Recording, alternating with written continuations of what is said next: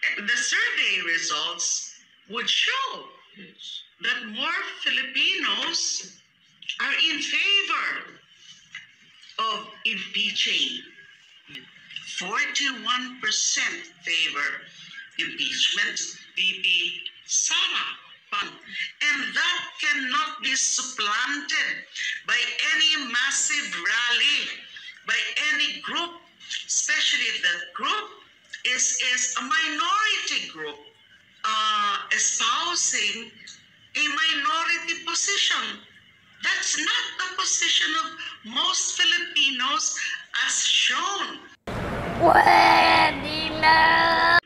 The survey results would show that more Filipinos are in favor of impeaching.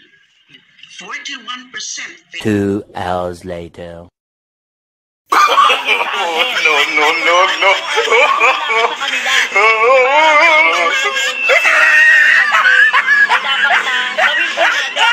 Gamitin po natin yung ating pagkakasal.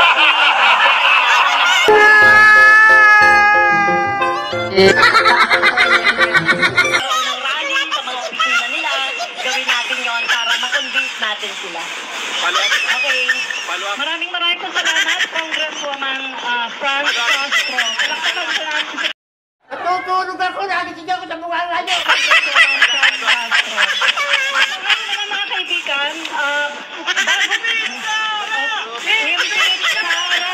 impeach Sara.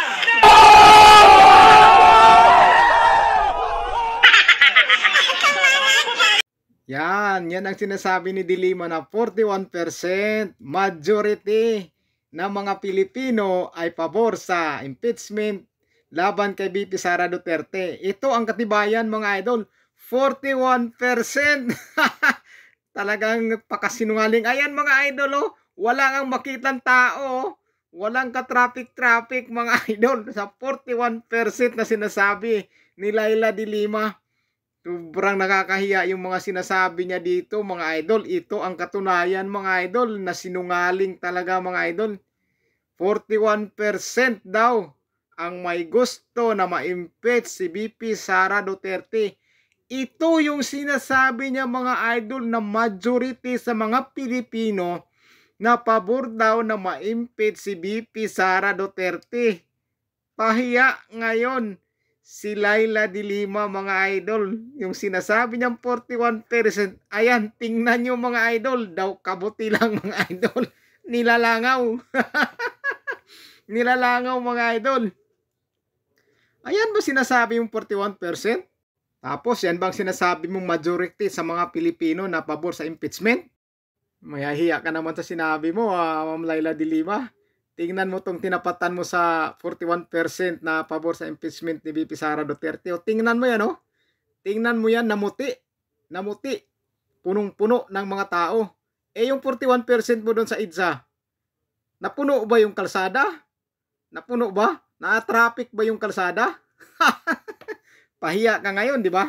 Pahiya kasi sinasabi mo na majority ng mga Pilipino ay pabor sa impeachment kay VP Sara Duterte. Tapos sinasabi mo pang minority lang itong ginawa ng peace rally ng Iglesia ni Cristo. Ayan oh, minority oh.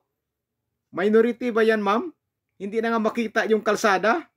Halos yung lupa hindi mo na nga makita. Ito yung sinasabi niyang minority.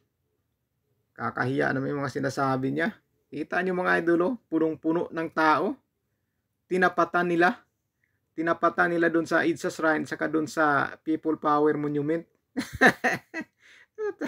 Tinapatan nila mga idol.